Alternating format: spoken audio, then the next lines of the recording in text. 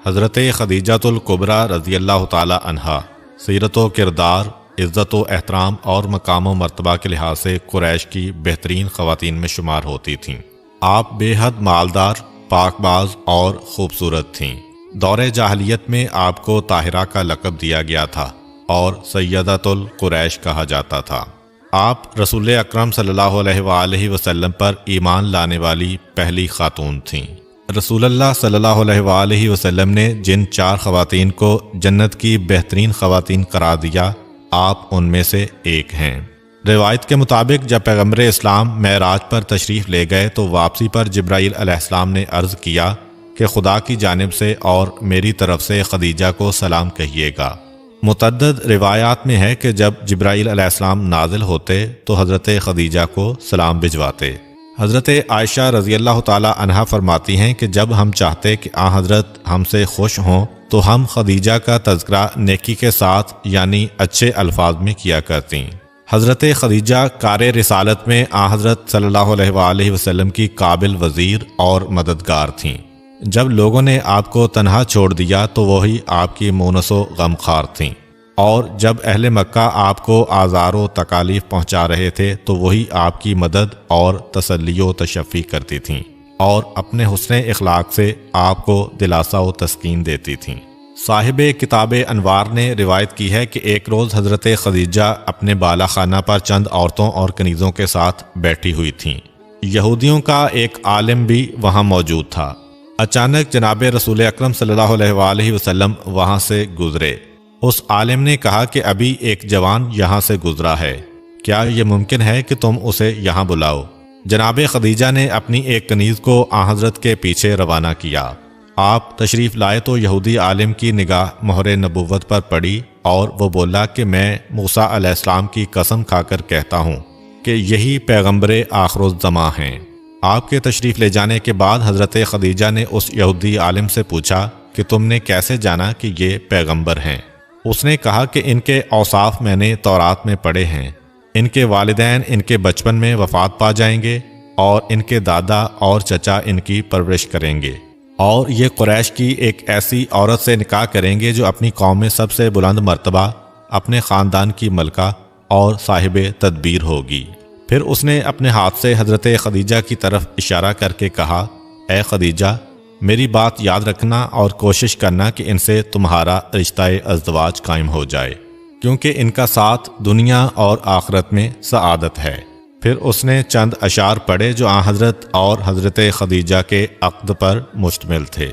حضرت خدیجہ کے ایک چچا جن کا نام ورقہ بن نوفل تھا، اپنے دین کے بہت بڑے عالم اور آسمانی کتابوں کے قاری تھے۔ انہوں نے ان کتابوں میں حضرت کی صفات میں یہ بھی پڑھا تھا کہ آپ قریش کی اس عورت سے نکاح کریں گے جو اپنی قوم میں بزرگ و بلند مرتبہ ہوگی، آپ کے لیے اپنی دولت خرچ کرے گی اور تمام امور میں آپ کی معاون و مددگار ہوگی۔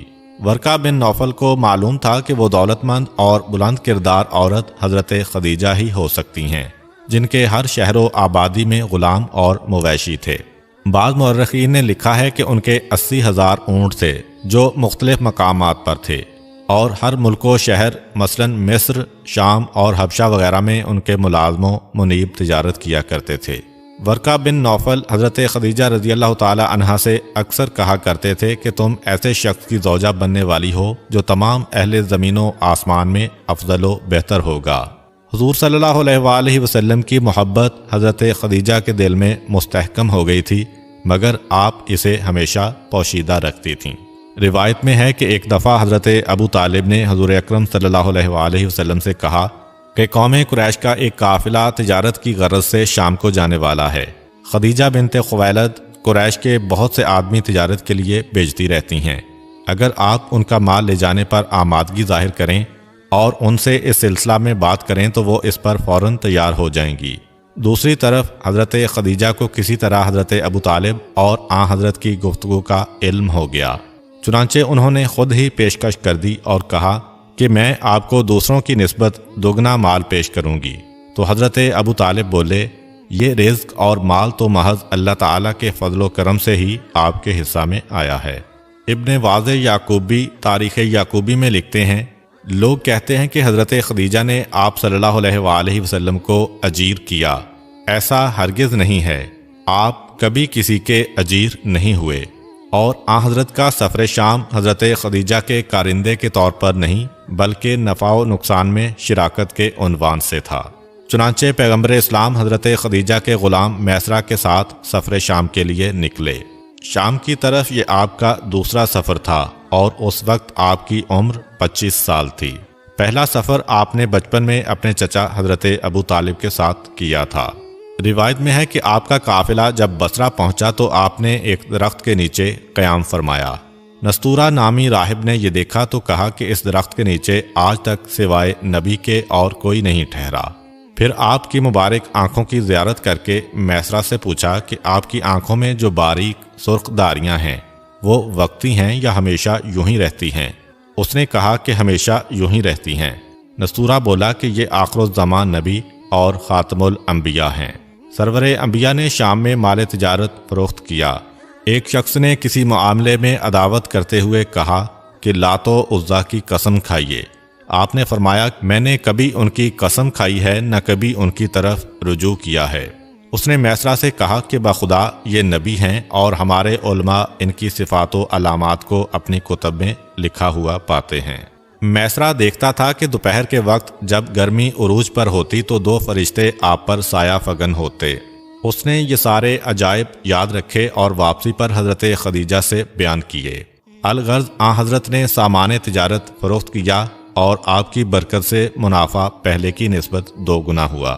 آپ کی واپسی دوپہر کے وقت ہوئی۔ اس وقت حضرت خدیجہ اپنے بالا خانہ پر تشریف فرما تھیں۔ سرور دو عالم کو اس حال میں دیکھا کہ آپ اونٹ پر سوار ہیں اور 2 فرشتے آپ پر سایہ کیے ہوئے ہیں۔ انہوں نے یہ منظر گھر میں موجود دوسری عورتوں کو بھی دکھلایا تو سب حیران رہ گئیں۔ پیغمبر اسلام ان کے پاس پہنچے اور سفر میں حاصل ہونے والے نفع کی تفصیلات بیان فرمائیں تو وہ بہت خوش ہوئیں۔ میسرہ نے سفر کے تمام واقعات و معجزات اور نستورہ راہب کا بیان گوش گزار کیا۔ حضرت خدیجہ بڑی زیرک و دانا خاتون تھیں۔ دل میں آپ کے ساتھ عقد کا پختہ ارادہ کر لیا اور اس ارادہ کی تکمیل کو سعادت دارین سمجھ لیا۔ اس وقت بہت سے لوگ حضرت خدیجہ کے ساتھ نکاح کے آرزومند تھے اور اس سلسلہ میں ہر ممکن کوشش کر رہے تھے، کیونکہ آپ اوصاف حمیدہ کی حامل اور اعلیٰ حسب و نسب کی مالک تھیں اور دولت مندی میں بھی سب پر فوقیت رکھتی تھیں، مگر آپ نے کسی کی طرف بالکل توجہ نہ فرمائی۔ قریش کے جن سرداروں نے آپ کو شادی کے پیغام بھجوائے ان میں سلت بن ابی یحاب، ابو جہل، ابو سفیان اور عقبہ بن ابی معیط وغیرہ شامل تھے۔ حضرت خدیجہ نے آپ صلی اللہ علیہ وآلہ وسلم کے اخلاق و کردار سے متاثر ہو کر آپ کو اپنی ایک کنیز نفیسہ بنت منیہ کے ہاتھ شادی کا پیغام بھجوایا۔